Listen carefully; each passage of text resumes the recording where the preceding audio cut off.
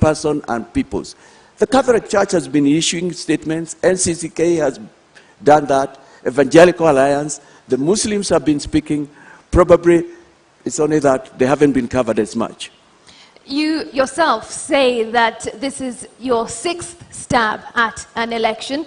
You have been unsuccessful in the past, for example, when you ran for governor of Lamu in 2013. So what's different now? What makes you think you will win this race? There is nothing in life like not giving up. And the trouble we can be in Kenya is if we give up as we go forward to the 9th. One of my persons I followed much is Abraham Lincoln. And if I remember my history right, it was during his 13th attempt, though before that he had won some legislative position, that he became the President of the United States. And when he did that, we know that he's the one who brought about the slavery emancipation, something to date that speaks to this world about the fact that all men and women are created equal. And that's why we can speak tonight as we are here. I am an example of a person who does not give up. I have not lost in every election, I can tell you. Like the last one of 2017, I would tell you that's an election where I believe I was rigged out. It's only that I couldn't get the facts, and I had done my bit. That was the election, if you remember, where one of my competitors said that people were voted through the computer. I was going to be the senator of Lamu County. But here I am. You must live to fight another day. I am here because there is no room for giving up. The trouble in Kenya, we are where we are because we've given up. Right now, as I speak to you, and I thank you for this opportunity, Media Council, there are Kenyans who have said, tutapiga kura tu yeyote, fatalistic attitude. But thank you for the opportunity to tell Kenyans that, no, there is still another one. We don't have to recycle. There's change this time. Maybe because you've not gotten the opportunity, that's why you can stand tall and say you have not been involved in any corruption, perhaps if you had an opportunity. But away from that, as an advocate, would you advocate for the division, complete division between the state and religion? First, on your first question, it's not that I have not had an opportunity, I have not been appointed at the top. No, I have had occasions where I have led, but also in my private life. You see, it fights from the lowest unit as a lawyer. I can stand here and say, I have not been accused. I have not stolen clients' money.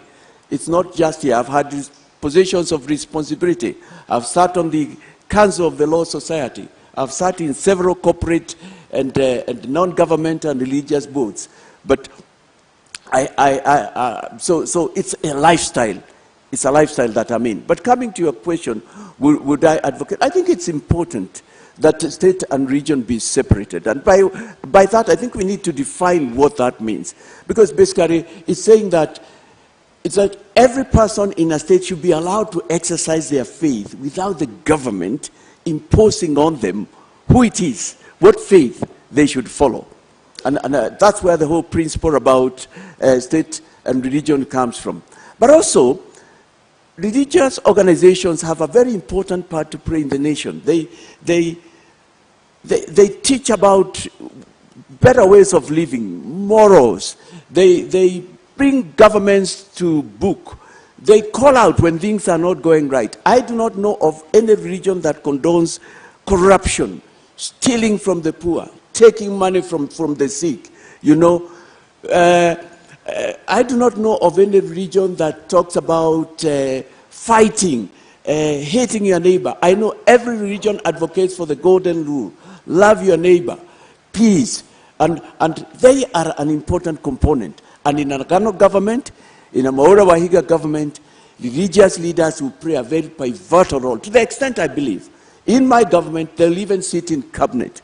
In my government, when they perform civic duties, which they do, they should even be remunerated because they are helping the government. They are rendering a service. Mr. Mwaura, the question is, would you want this taken out of the Constitution completely? 32 guarantees this. You're talking to us, what exists in the Constitution? What is your view? Would you want it taken off completely, or you still want it to be under the control of the state? Come again. You need to repeat that question. Let me get you right, Ken. The question is, what you're telling us tonight is what is entrenched in the Constitution. Right. My question is, as an advocate, would you want 32(1) to be expunged completely so that it's not guaranteed in the Constitution? No, not at all, not at all. The freedom of worship and the separateness of the state and government, those are key. Standing here as a man of color, I'm probably speaking to a person who thinks, now my faith has no place in future. But standing here in who I am inside is a representation of the fact that I'll take care of everybody. Because my faith says, treat all people equal. Become a person of peace. Share equally. Defend the voiceless. Speak up for those who cannot speak for themselves. And exercise not just equality, but equity for all. That is true religion. And for my faith, the Christian faith, that's what it stands for. Mr. Wahiga, more often than not, we see on television the church being used by politicians, the pulpit being used by politicians for them to play politics. What is your view on this? How are you going to ensure that stops? It's not all churches that do that. First of all, a number of churches have different requirements and order of how they do things. And some of them permit, some do not. It's also important to recognize that in our society and many societies, church is a place where people meet, is a place that brings people together. I think what's important is to define what can be said within a church context building, a church building context, because the church is a place of worship. And it should not be a place where people should come and attack others, hurl abuses at others. No, that's not true religion. It's not a place where people should come and speak ill of another tribe. It's not a place even where people should come in and condone the sort of things that have made our nation be what it is those many years that I've mentioned. So I would say I don't see a problem either way. The only way, it should be tempered.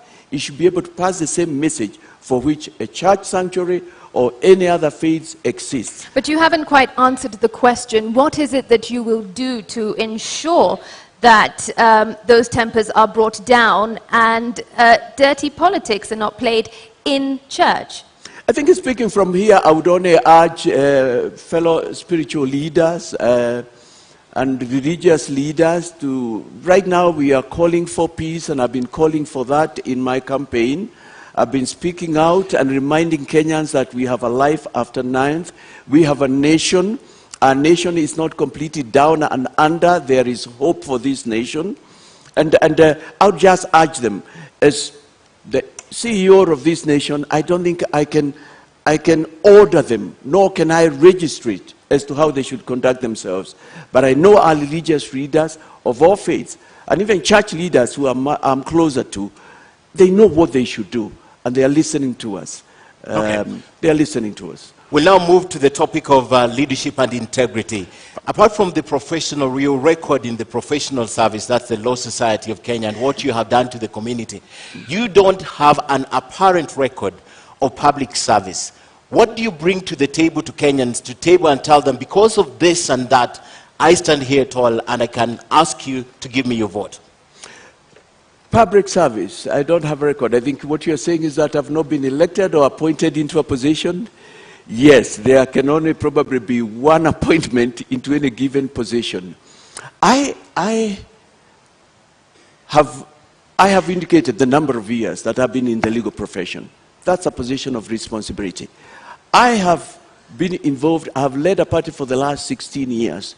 That is a story of success in Kenya. A story of success, a party that has fielded people, a party that has stood up for what it was registered and formed for. Not only that, I have led, as far as I can remember, high school, I was in leadership positions. I have sat in both corporate and other boards where I have given leadership decisions. In all my life, I've found myself being moved to leadership positions, except the one that I'm looking for. But you know what? There is always a time for one to start. There is always an Obama moment and a Mandela moment for a person. I believe this for me is an Obama, is a Mandela, not just for me, but for Kenyans. But if you allow me to turn out your question, Ken, Yes. I am not sure I would have wanted to have some experience that I see with some of the leadership that will stand here or has stood here. I wouldn't want that experience. What experience are we talking about of? Running our country down, scandals, corruption, named in every other scandal, and yet they want to be a president. They have named in everything that has brought our nation to its knees, which it is now. If it's not them, it's their relatives, it's people close to them. For me, that is not experience. If that's part of the experience you probably are referring to, I'm so grateful tonight that I'm not part of it. But I can assure you, if I had gotten in that position, I would have been the same person that you're looking at tonight. Apart from telling Kenyans what you bring to the table, being tried and tested, Mr. Wahiga, is a very big issue in this country. I want you to look at your opponents who are not there tonight and tell Kenyans why you, why not Kenya Kwanza, why not Azimio, and why not Roots, in terms of integrity. Kenyans, as I said at the beginning, we are at a defining moment. The elections of 9th August are pretty defining for the reasons I said before. High cost of living that we have never had before, high cost of food prices, such high unemployment as we've never had before, such high debt, foreign debt, not to mention the internal debt that we have. A lot of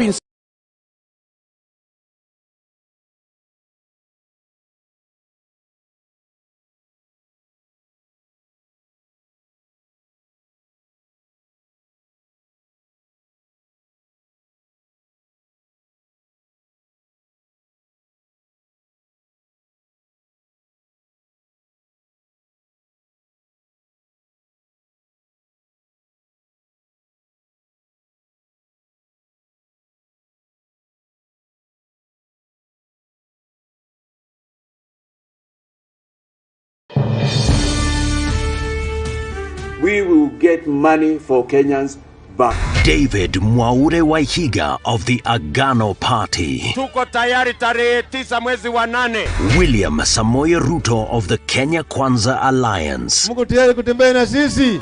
Raila Amolo Odinga of the Azimio la Umoja One Kenya Party. And We have wealth in our country. Professor George Luchiri Wajakoya of the Roots Party. On the battle for State House, the Presidential Debate 2022, July 26th, 4 p.m. to 10 p.m. on every screen, speaker and earpiece in Kenya.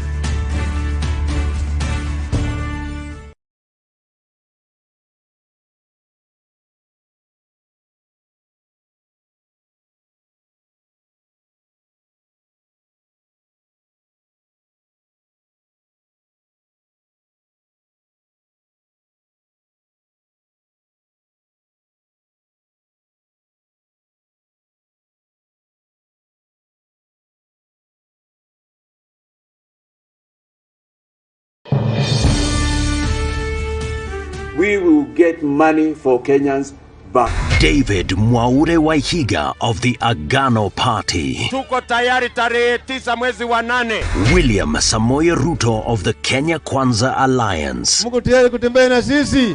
Raila Amolo Odinga of the Azimio la Umoja One Kenya Party. And Them will not take us anywhere. That's why this is a very defining election. But you haven't told us why not those candidates. Not, What, for example, would you want to say about these candidates? well, come again. What would you want to say about these candidates? The other candidates who you're running against for president? Yes, thank you. Thank you for that question. I would like to say they have been there before. One of them has been a deputy president and is still a deputy president of this republic. He is in government. The things he is saying he can do are things he could have done these last 10 years, this last 20, this last 30, because he's in government that long, and he has not done so. The other one has been a former prime minister. He's been in a coalition, a co-president, if you wish, sharing the government 50-50. The things he is promising are things he could have done. but he has not done. He's been in this race for the last 40 years. And the other one has been in government also. He's been with the police force, he's been in the intelligentsia, and even right now, I believe he is still in there.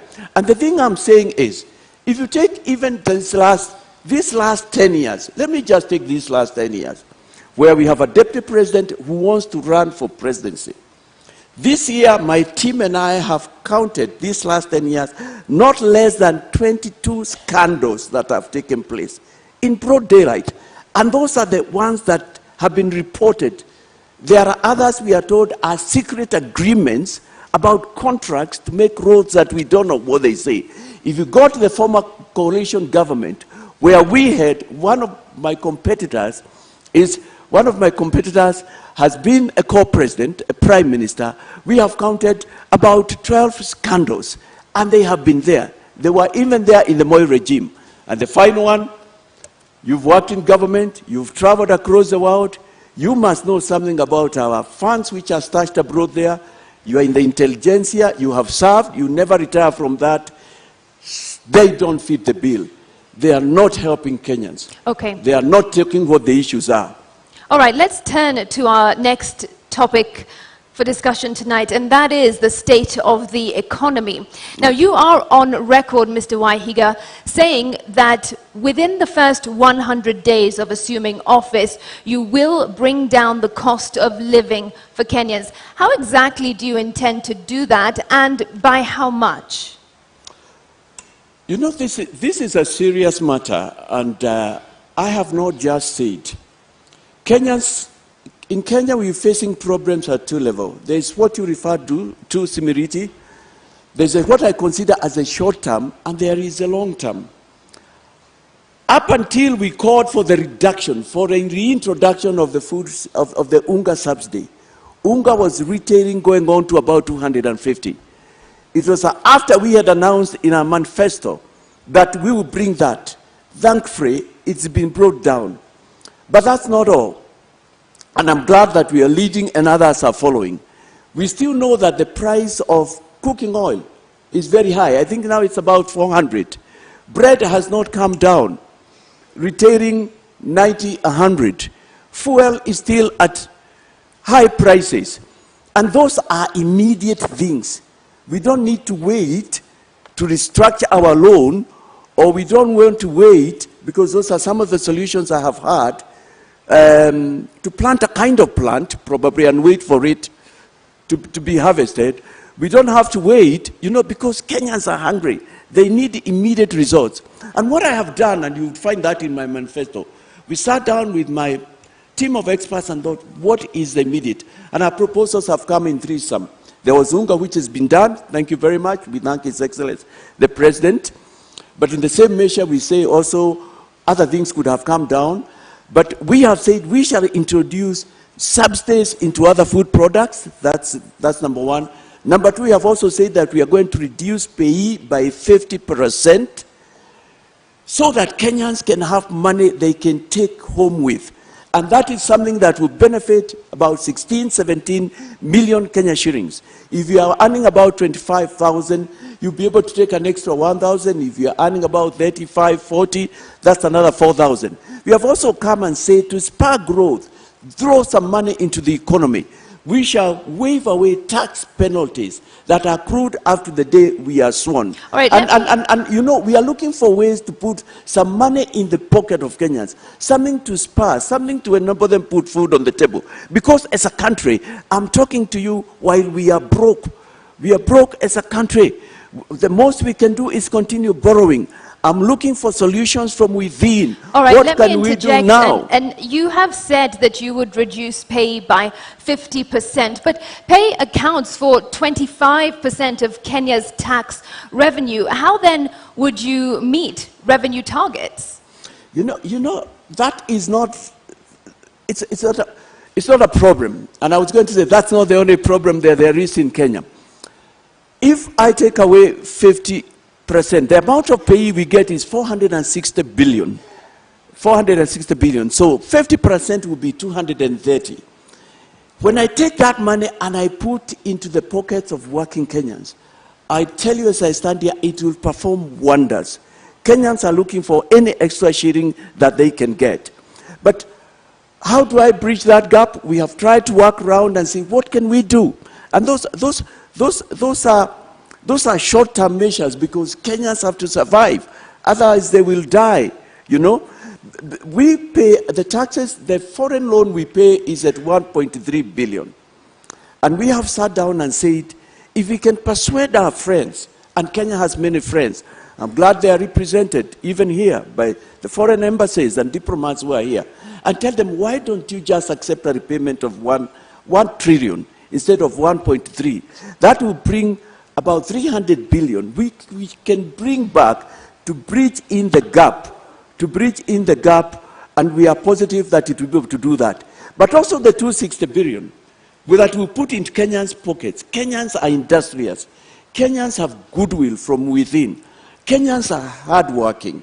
And this is a nation that can get money, has had money, and will get money under a new government. The 260 billion, we see it bringing returns because it will go in people starting small businesses. People will be able to start their kiosks or do something else or start what we call side hustles. What Kenyans need is just a little money and they can be able to move forward. The other thing we have thought about is spread the tax base. That's something we are looking into immediately now in office.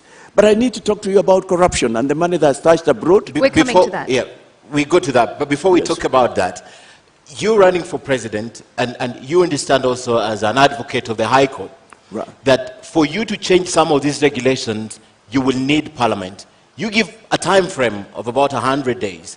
Is it possible that you can get these legislations through Parliament in the period you're giving us? Or they're interim and just campaign rhetorics that you're using? To bring food subsidies to zero rate of foods and all that, I will not need Parliament. No, for example, changing the pay as you earn, cutting it by 50%. I'll let for that. I'll tell you what. Yes. The parliamentarians who are coming in, the MCAs, understand the problems I'm talking about. They too are tired. I see goodwill will come forth. I am talking about something that every Kenyan would want to see happen. 59 years after independence, we can't continue being a nation of begging, family bowls being held up like we have seen this year. We should be self-sufficient in terms of food, water. I mean, people should not go without medicine. That's what I'm talking about. So, I mean, you know what, Ken? There is no shortcut. There is no shortcut.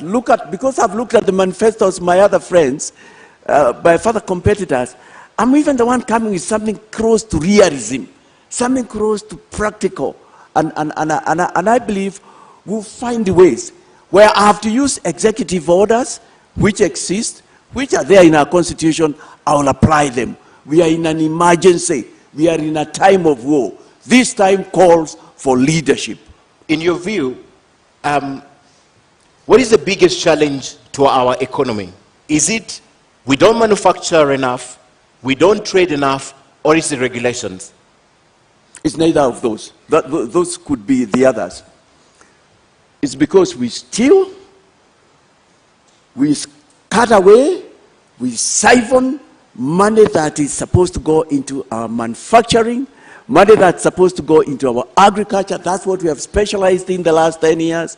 Money that is supposed to go into our skill building, money that is supposed to go into the health of our fellow Kenyans, and a health person is a productive person. That's what we do. This is a nation where Kenyans work hard, Kenyans labor, Kenyans have got quite a measure of work ethics, but they don't get reward for their labor. For instance, to date, we don't have explanations as what we did with the Euroboat loans. When you listen to me, and you listen to others who have spoken out there, they say even for the SGR, the amount we are repaying is not the money we use for that. I am here, and I am borne evidence by a former minister, and allow me to mention the Honorable Joseph Nyaga, God rest his soul in eternal peace. That was in 2020 when he said it's time for us to bring our money back to develop our country. He was an angry person. He had served in the government for about 40 years. He was tired. Our money that is supposed to develop this country, move us forward, is hanging out there in nations that are willing to bring it back if only there's goodwill from my end. I am bringing goodwill. I'm saying, Kenyans, we must change. Those brothers and sisters who went ahead of us did not have two brains, Ken. They did not two heads. They don't even have a landmass. They don't have what we have, but they are great brothers and sisters. We can do it. It's time now, Kenyans, to go to where we went wrong and find out why and do it clean, have a clean start. Two things. One, what you're saying has nothing to do with growing the economy. What you're saying is the generalities. What I want to know, the role of manufacturing in growing the economy, Right. the role of trade, and the role of regulations. And while you answer that, perhaps tell us, how much money in your mind are you thinking can be brought back to the country? How much money in Is the year- outside needs to be brought back to the Yes, country? I'll start with that and I'll come to what you're talking about, manufacturing, regulations and all that, and because that's an important area. In the budget of 2017-2018, Henry Rotich, as he then was, the secretary, the cabinet secretary, said to us that 14.6, which was rounded up to 15 trillion, was stashed abroad and needed to be brought back. To date, that money has never been brought back. We've never had a report. Later, in the year 2020, the late Honorable Joseph Nyaga called again, and his was a cry, please, let's bring our money back. We develop this country. If that was about 15 trillion, and since then 5 years have gone by, we use 2 billion per day. That's about 730 billion. Give it 1 trillion round up. That's about another 5 billion. 5 billion. When in my consideration, we have not less than 20 trillion outside the country that can be brought back. And if it is brought back, this country will be turned upside down and turned into a country that we can't tell that it is the same country. On that and point, that's just one area. On that point, Mr. Wahiga, during the deputy presidential debate, your deputy presidential running mate, Ruth, said that you have already written to the United Nations and 15 other countries to start getting this money back into Kenya, and the hope is that if you assume office, the money will be back in Kenya. Have you had any response from No. these countries? No, I have not heard, and I appreciate that we are in the period of elections, but I'm glad to know that things we've done, for us our 100 days already started, if you wish, by that effort, and also calling for the Unga subsidy, which was effected. But they are listening. We've got goodwill from out there. We've got great friends from out of Kenya. And I know they too have been saying they wish Kenya can have a president who is speaking the things I'm speaking. I've not heard from them, but I know they are looking at goodwill. You know, I can mention a couple of other things.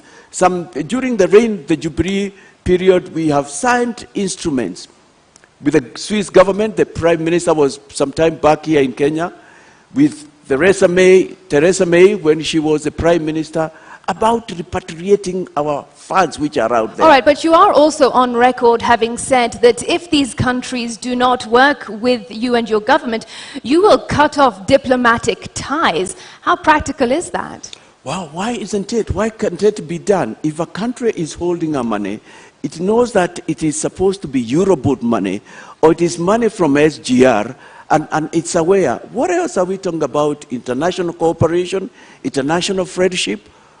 How can you refer to a person, and here I mean a nation, as your friend? But what I know is that a lot of countries have been willing to send back our money. It's only that there have been no goodwill with the current leadership, the immediate past, and the leadership that wishes to be recycled. But if they do not, will you cut off diplomatic ties? Everything is on the table. Kenya needs to move forward. There has to be hard measures. But I can tell you, it won't need to get there. There's goodwill out there. There has been a cry. It's the other nations that they have even got a lot of dossier than I have of what has been done in this nation. And this has nothing to do with somebody who has worked hard and earned. It's Kenyan money, some of it which has been given to us from out there, and yet we have not used it carefully. But you also referred me to Yes. Is it about manufacturing, regulations? We will get back to that, but this is Okay. important. Are you telling our traditional partners and allies that everything is on the table, including cutting ties? If you Oh, become yes, president? yes. That's what David Moro Wahiga Do you is not saying. think that would have a massive negative impact on our country, our economy, our development? Imagine you are a nation called Simiriti and you are holding 10 trillion that is supposed to be Kenyan money. You know it. What then can we talk about rights, human rights? What more human rights? We are not in a state of war as a nation. Surpasses you are saying, look here, Kenya. There are these individuals, 1, 2, 3, 4, who are holding your money. We have traced it using the various instruments, using the various secret agents and other, and we know it is part of this. I mean, like for instance, and it must be common knowledge, there are nations right now that have come with laws. If you take money out there and you are not able to tell who it is appropriated that nation, by that nation and used for development. Including Kenyan the- wealth is being used to develop other nations. It is immoral. It is Including- wrong. you- You are not a friend of Kenya if you are using Kenyan money to develop your nation.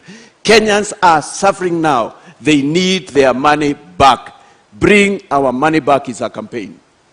Whichever country it is, including the US, the United Kingdom, you're telling them tonight, you'll go for them. Oh yes, yes. Yes, everybody. You are holding our money. The nations you have mentioned have brought democracy to us. They have done a lot of good things to us. But you know what? I am telling you, 99% of them have wanted to. What we have missed in this nation is a leadership, is goodwill. Is a leadership says, let's do it. This country will not be the same 5 years down the line. This nation will be a nation where you will want to invest in. This nation has that potential. It's our time. It's our season. That's what I'm saying. I am actually passing a message to them. Take us back to the economy now.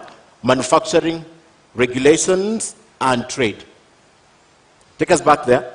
Yes. You biggest asked challenge me, to our economy right now. could those also be problems? We have to change also in a number of things in the way we do business. Granted, one could argue and say 65, maybe 70 of our regulations are good, but we can improve on them. Corruption has been a big problem. Bureaucracy has been the other problem. Very high taxation, particularly the corporate tax, has been a problem in Kenya. We've got to think twice. Yes, of course, I mentioned the key one has been corruption. I was there and I was grown up. I was working in the year 2002 when we got in the Kibaki regime. And I am aware, and I got it from people who knew, how nations come to Kenya. Because within the first 4 months, there was such active effort to get corruption out of our streets and what we were doing. And they wanted to invest. I actually came to learn they were being told, no, we've had enough. We don't need you. We can't do that. But I've also heard of instances, and I'm speaking to somebody who is listening here in Kenya or out there. They have to come to Kenya, applied for tenders, won tenders on all fours, and then when they went to get their tender acceptance letter, they were told, before you get this tender, you have one more step to step. You need to pass. You need to go and see Mr. XY said. Apparently, the information I have is that some of the people who needed to be seen, if the 4 of us were here, are my competitors.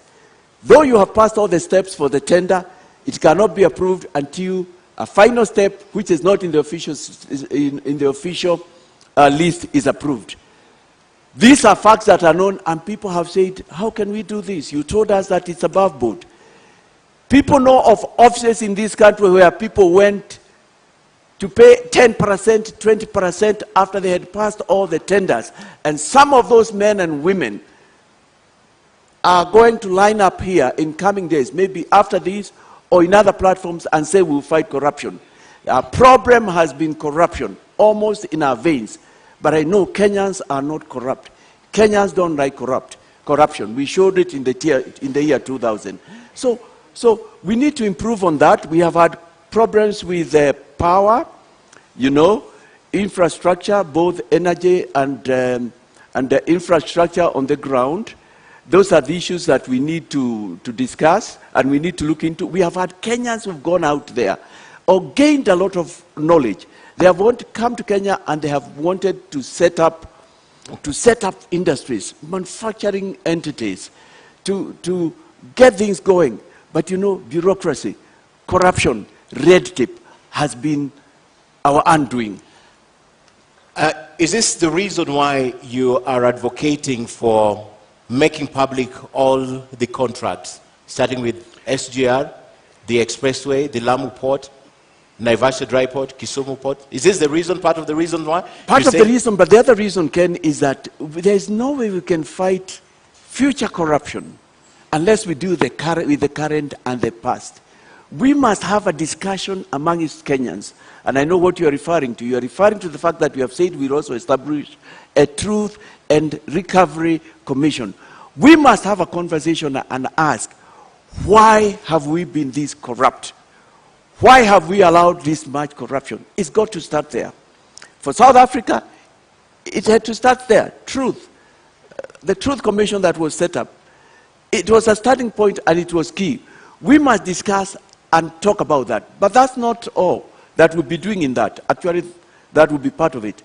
We must still ask how much money went into the SGR. We need to know how much, who are the KEMSA billionaires, and why have their names not been read out, and the money that they took away brought back into the country. This, the Honorable Deputy President of this Republic knows who they are.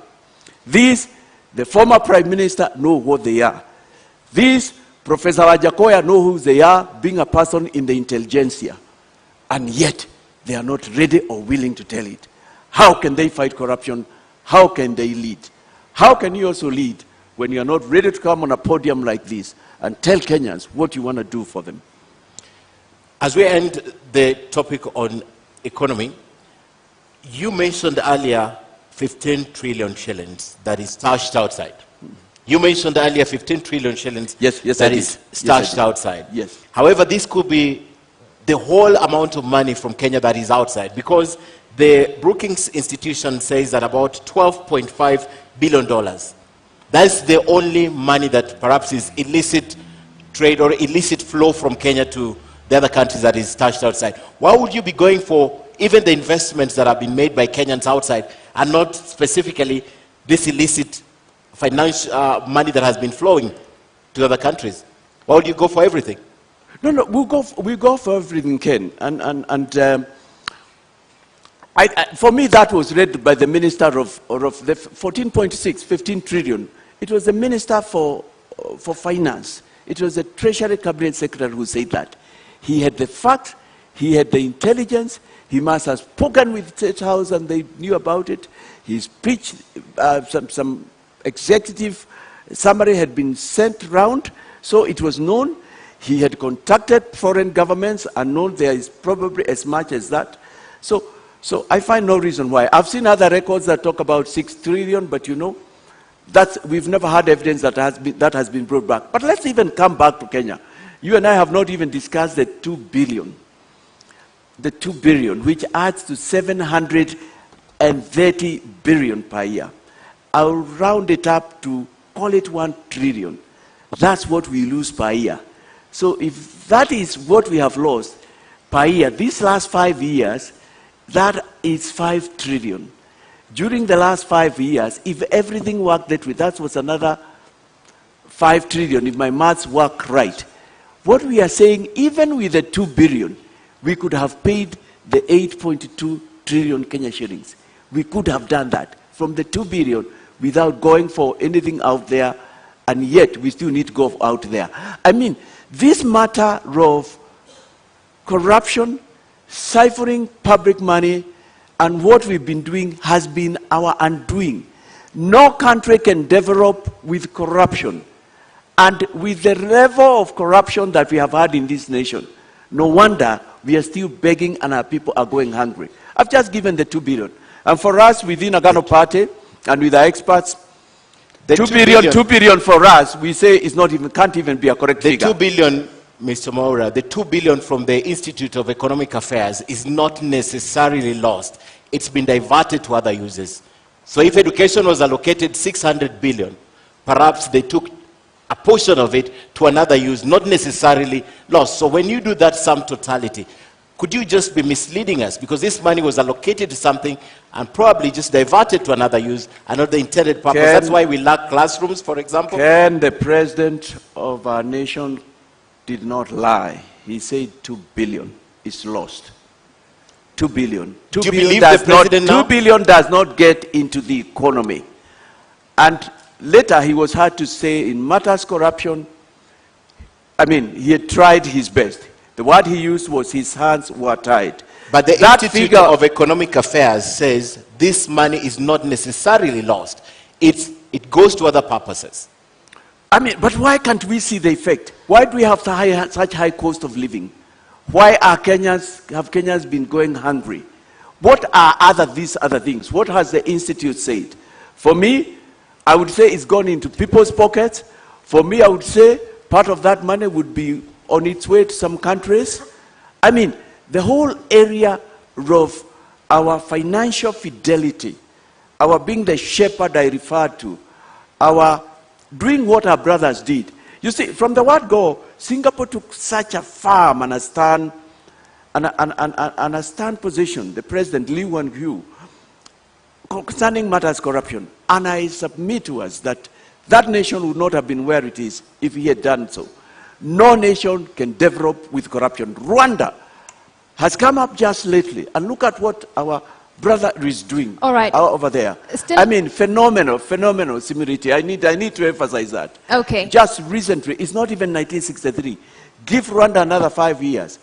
Botswana, they also fought corruption. All right, You let's- cannot move forward with corruption. Let's just come back to here. And you spoke about Kenya needing to be self-sufficient. We need to be a food-secure nation. There is a very close link between food security and climate change. We are seeing droughts. Millions of people are starving in our country, yet your manifesto speaks very little to climate change. What mitigation and adaptation measures is your government going to put in place to cushion Kenyans against climate shocks? Climate change, the whole issue of the changing patterns of the weather is of concern to me and my team. Right now we are experiencing weather we have not had before. We have stopped talking of today was very hot or today was very cold, the way we defined it. We are now even going into what were the centigrades per day. You've noticed in our manifesto we've talked not just about measures we'll do, but even the fact that we would introduce taxation. We've noticed that. The first one is a poll tax for people who interfere with things that go into ensuring that we are not influencing the climatic changes that we are seeing, we have in Kenya, we are seeing in other nations. But it is very important in Kenya we have a discussion round about this matter before we become industrialized, because we are going to be industrialized. We have seen what the gases from the industries have done to other nations. And we don't have to wait to get there for us to deal with that situation. So how are you going to deal with it? The things I have in mind is, it A is reminder time. to our audience, please, as Sorry. per the debate rules, no cheering, jeering, or noise. Do continue. Yes, sorry, come again. What was My that? question is how? Let me give how you- are you going to ensure Kenyans remain food secure vis-a-vis climate change? What measures does We your must bring government have to education, put that's in number place? one. We must tell Kenyans that our rivers are important, our forests are important, our mountains are important. We must come back and enforce. We have laws that have to do with things that affect climate. But right now, you know, we have cut down about half the trees in Kenya. We must find ways of preserving our water. Kenya is very watered, but all the water goes to the ocean. We must come back even to a city like Nairobi and ask, why did we allow this building to be built next to a river? We must go to sources of water. Sources of water have been grabbed, and next to them, as much as developers can get, built houses. We must get to a point where we say, if something was done irregularly, it needs to be pulled down. But Mr. we need- Wainiga, does the Agano Party have a plan to make Kenyans more resilient in the wake of climate change and ensuring food security and therefore bringing down the cost of living? Do you have a plan? We do have a plan. What is that Because plan? agriculture is very important to us. And if you'd have noticed, we've said that the office of the president will keep a very close eye to agriculture. Because without food security, we are going nowhere. We can't be begging those many years after we became independent and we started ruling ourselves. We have talked about the preservation of our rivers. We've talked about injecting money. We've talked about bringing subsidies that enable farmers to produce fertilizer. We've talked about that. We've talked about exploring markets. We've talked about getting Kenya to where it was in terms of agriculture. You know what? We are not short of studies. We are not short of, as a nation, of projects that have come into being. Galara would have been, it's a case study. It's a case study. The nation of Israel, and I can't purport to be their spokesperson, were disappointed, and very many nations have been disappointed. That was something, but look at what we did with it. It's amongst the scandals that we have in the Jubilee government. This is what I'm saying, we are not going to allow anymore. So we must, it is one of the two areas that my office as the president, if Kenyans are pleased to vote me, that one, agriculture, and the whole area of asset recovery, I've said it's something every day I'll keep an eye on. I would want a report on it. I would want to know what is happening. So we do have that. We recognize people are still going hungry. We want to recover our riparian lands. We want to bring education from the lowest grade on all these matters. We want to bring sensitization. And Kenyans are all very open-minded. They are tired. They want a change. They want to move forward. Okay, and just before we move on to the next topic, let me just circle back to my first question under this topic of the economy. I asked how you intend to bring down the cost of living within the first 100 days, but I also asked by how much? What can Kenyans expect from you? How much do you intend to bring down the cost of living? I think that the most I can talk of is by what I will do. It's by what I will do. So you don't have an answer to that? It's what I will do. I believe as a nation now that even our annual budget should not be 3 trillion. If we did things right, if we preserved our public funds, if we put them to the use they should, our annual budget should be going up to 10, 20 trillions instead of 3 trillion. If we had done things right, we should not be, and we are not unthankful, we are thankful, just rejoicing that we have got 22 kilometers expressway. This nation will be full of expressway, hundreds of miles. So I am really talking of, if I can give an estimate from here, I can't remember what we have said, bringing the cost of living. I tell you what, even if out of my 20, 30 trillion Kenya shillings, which I believe is both out there and wasted, we got 10 trillion.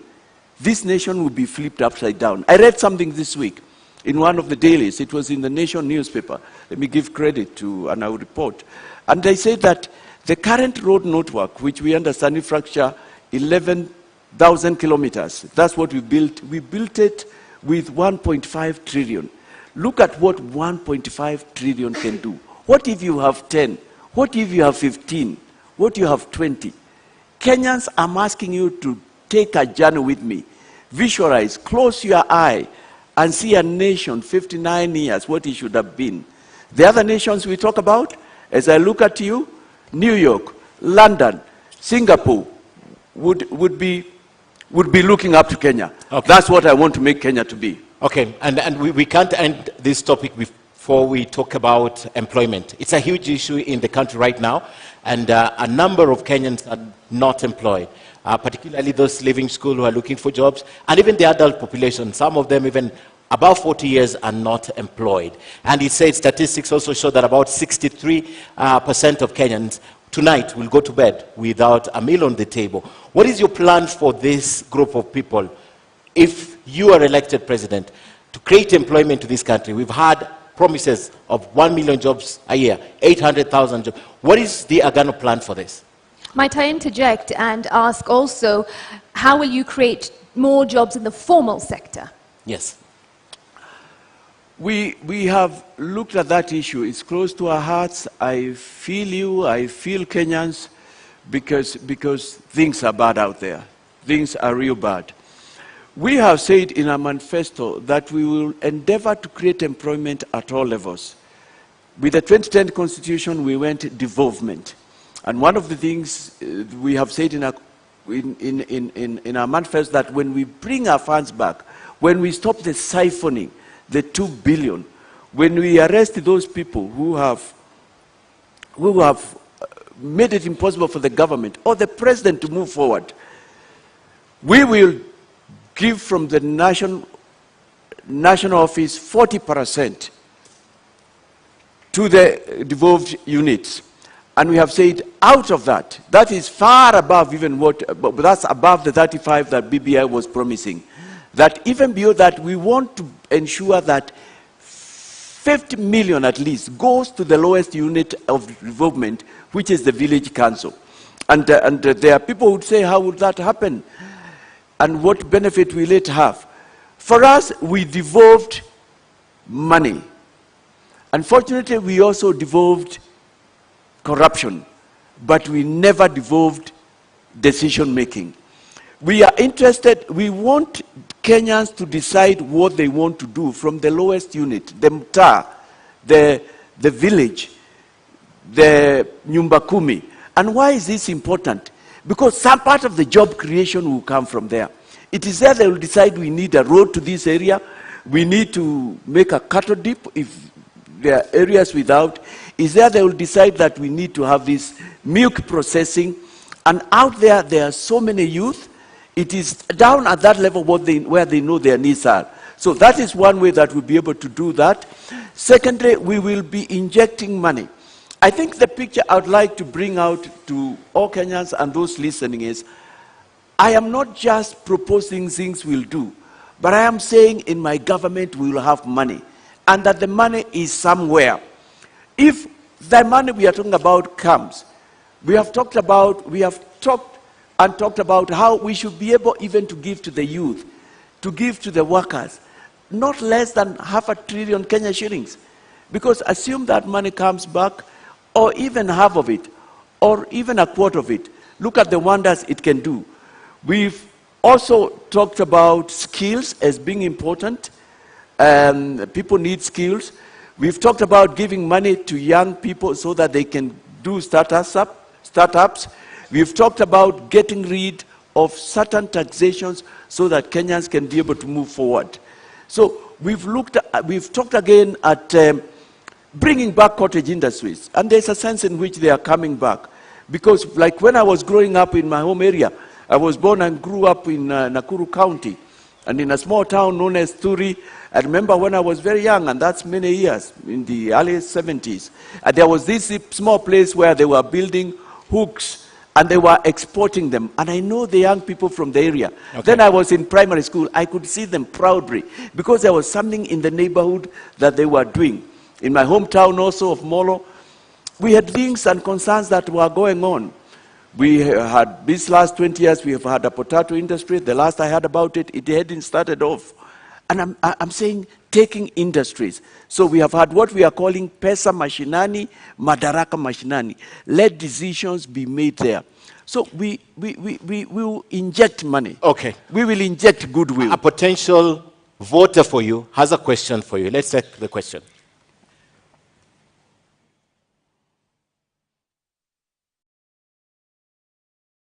My name is James Monia, working in Nairobi. And this is my question to all candidates. How will your government support institutions that promote police reforms and professionalism within the police service, so that we don't have cases of police brutality and the cases of We will get money for Kenyans back. David Mwaure Waihiga of the Agano Party. Tuko tayari tarehe Of the rule of law. And I need to say that among the other things that have brought us down is impunity. And impunity is disregard of the law. Impunity is a situation where those who are in power are not brought into book. They seem to be above the law. And it's not like we don't have institutions. We will strengthen judiciary. We will strengthen our investigative units. We will pay them well. We've talked about that. We have, in our manifesto, we have talked about 12 covenants, and one of them is covenants with men and women in uniform. We will give them modern machinery.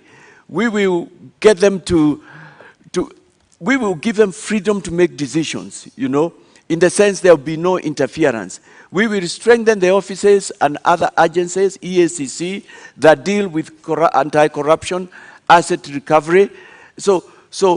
And in matters extrajudicial killing, we'll bring back the rule of law. It's because of impunity. You know, corruption comes with a lot of things. It comes with all those evils and ills. And we have seen a judiciary that's willing. We will give money into it so that it can have courts into every county, which has been one of its desires. I'm saying, when we are a nation with money, when we are measured, the sky is the limit to what we can do.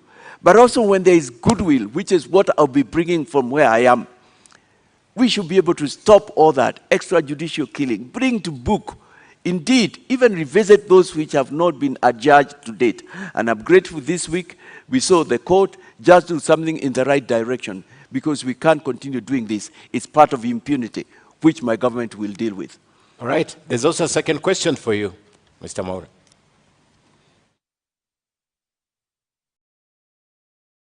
My name is Jacqueline Kagu. I'm a mental health advocate in Kenya. And I want both parties to explain what they have in store for mental health in this country, given that in mental health, Ministry of Health has allocated 0.3% to mental health, which is very little compared to what is in store for in matters mental health. And given that Mental Health Amendment Act 2022 is almost being signed by the president of this country. Sorry, Ken, I missed a little bit of what she said. Issues of mental health. Mental health, yes. Yes.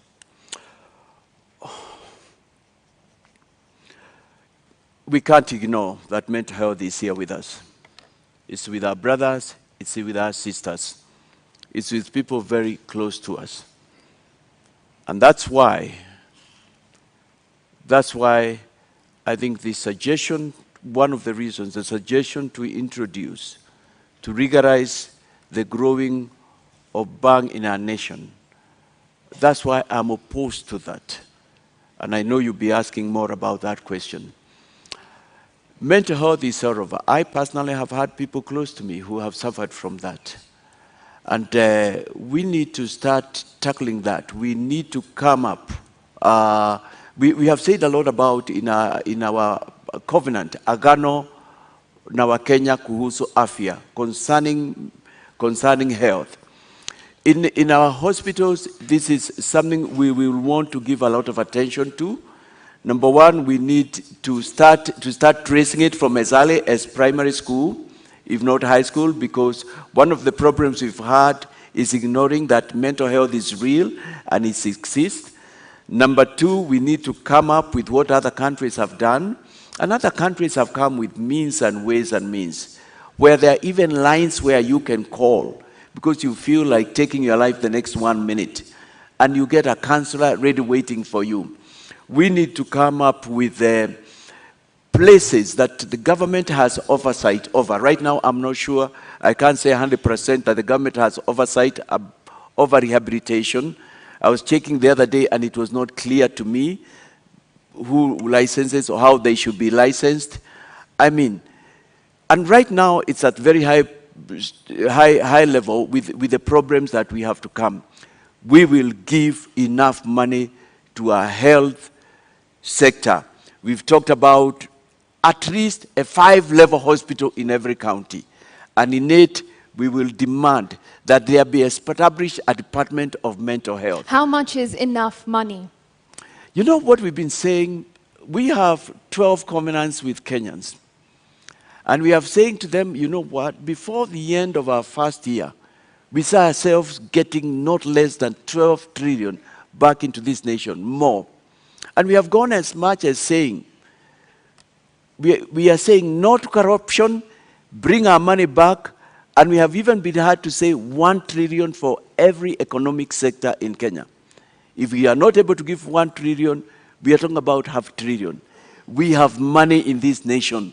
This is a wealthy nation. Okay. That's why we're able to lose 2 billion and we can't notice it. That's why 215 billion euro board is unaccounted for. It's nowhere. And nobody, the moment Auditor General Ouko left, and after a few months, it's a forgotten business. It's not forgotten. We want to know where the Eurobond money went to. All right, at this point, I would like to shift focus to our next topic, and that is on the issue of education.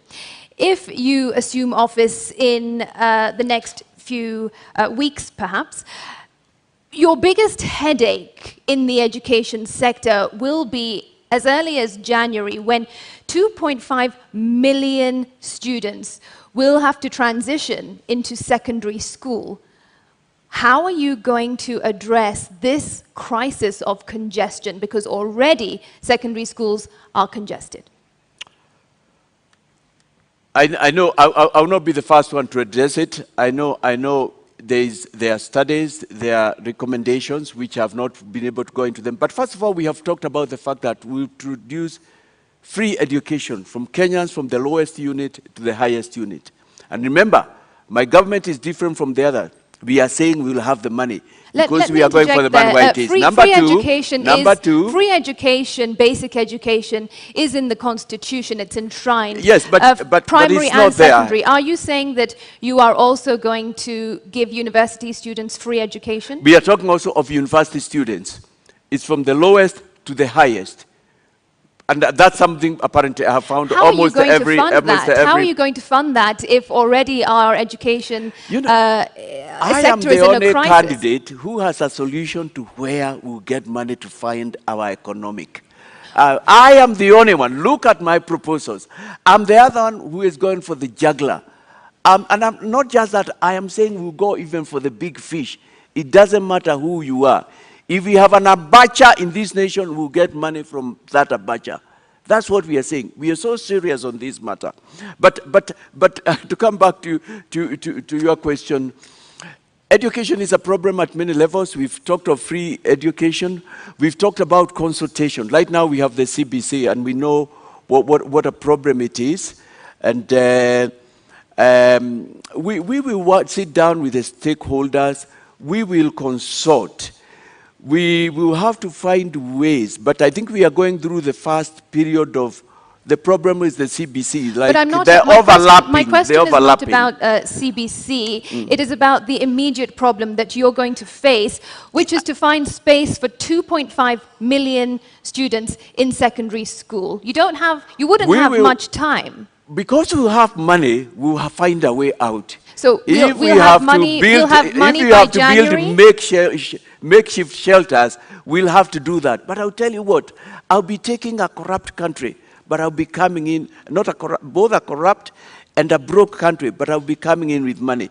But I think there are no easy solutions, and I hear your concern. These are matters that we will have to see what we can do. And some of the possible solutions will be to look for ways, makeshift. We probably might have to go virtual in some form of education. At the moment, you don't have a plan. Not for that specific number, but we have a covenant with Kenyans on education. We will put money into it.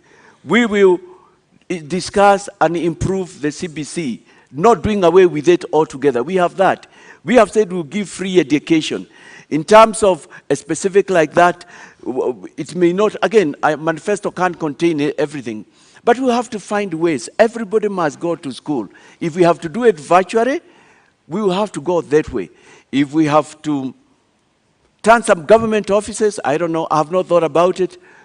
Every Kenyan must go to school, must get a learning. It's a problem, I agree, but again, it's a problem we have inherited, and we have to find ways. As a president, I will not sit back. Okay. But with money, the sky will be the limit. You know what?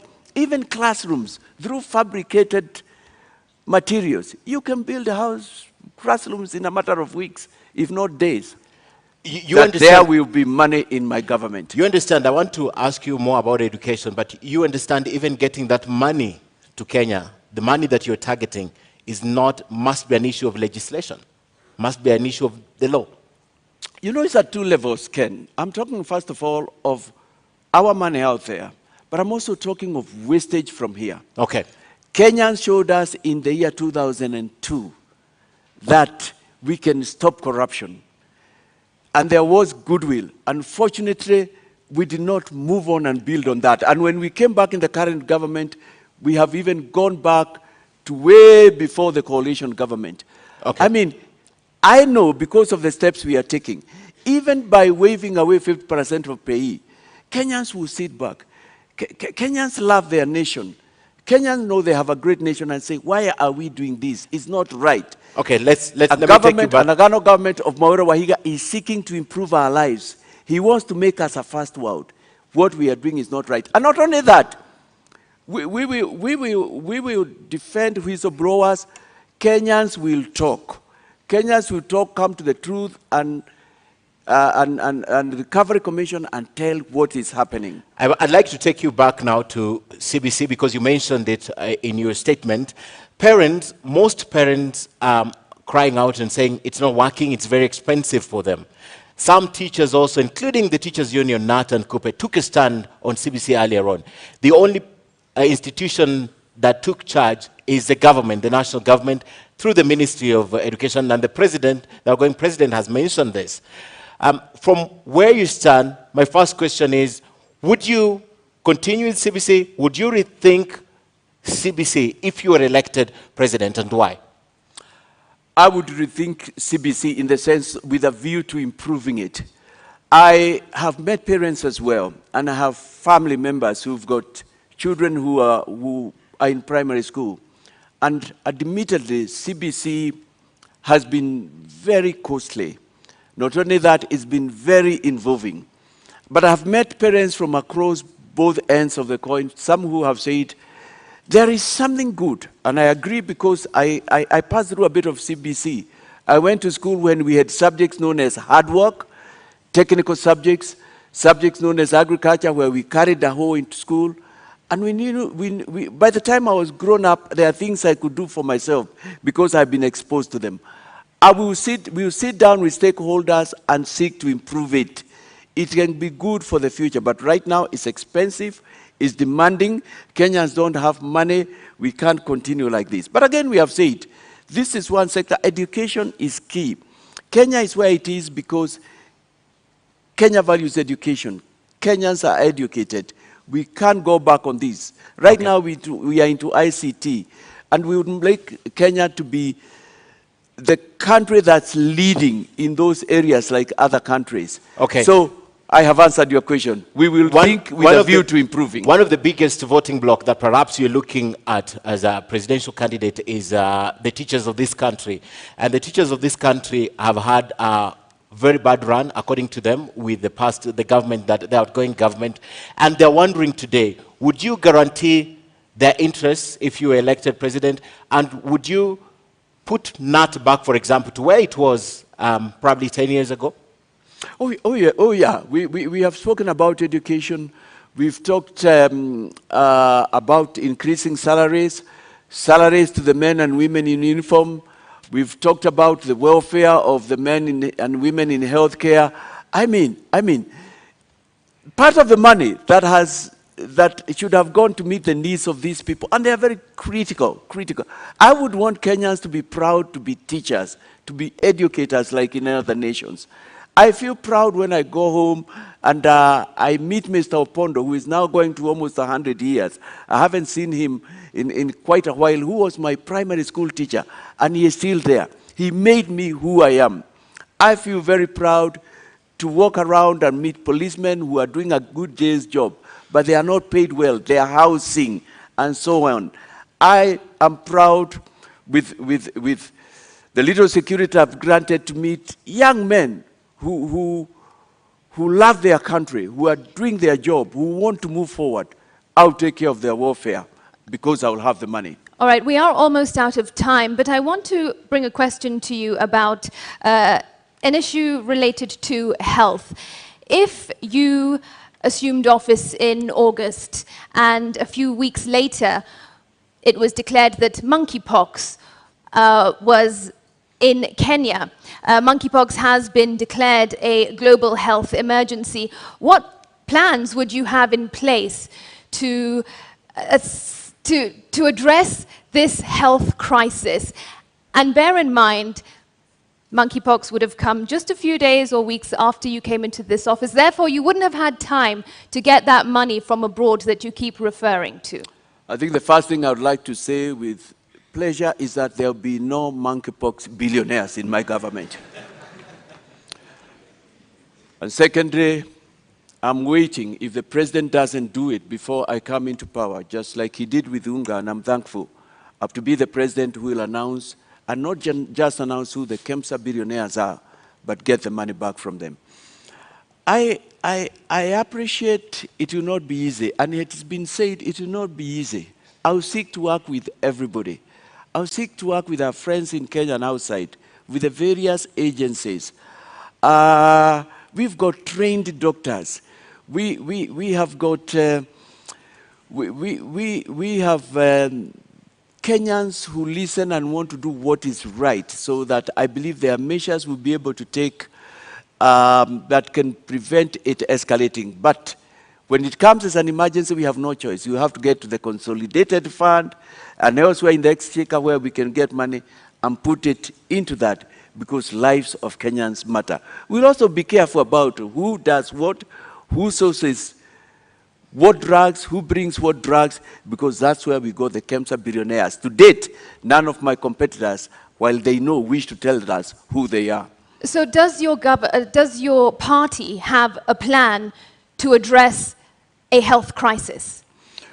We have talked about increasing our hospitals. We've talked about taking care of the welfare of the doctors and the health workers. We've talked about, actually we have talked about something very unique, just like we have a teachers' commission. We have talked about bringing back something that the health workers have been asking for, a health commission, which nobody has wanted to. Because it's important. We can't succeed on this war without involving them. They are the machinani of the health. Before we so close, let me ask again, does your party have a plan to avert a health crisis? We will just have to work with what we have.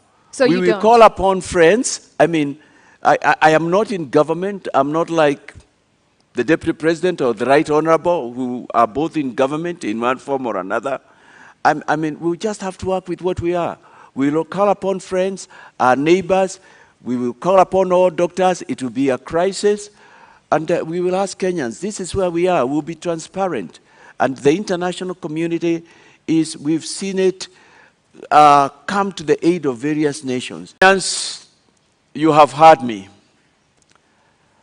I am told a number of you have already decided on who to vote for. But the question I want to ask, have those that you want to vote for made a difference in your life? I have told you the reasons why we are where we are. And yet those others, or my competitors, some who don't even want to come here and give you a minute of their time to tell you what they are talking about, to allow themselves to be interrogated, are saying they'll make a difference. Can they make that difference? Don't you, I am saying to you, and don't you feel with me, that we are here because we have recycled leaders, and we are at a point where to move forward, we need to break some glass ceiling. I am telling you, I'm the real deal. There comes a time when hard decisions have to be made. Yes, I'm not part of them, and I've not been part of them. I'll come like the biblical David, of whom, as I said earlier, it's written, he shepherded Israel by the integrity of his heart and the skillfulness of his hands. I want to be that leader. I'm the real deal. Mimi ndiye nitabadilisha Kenya kabisa. Naomba kura zenyu.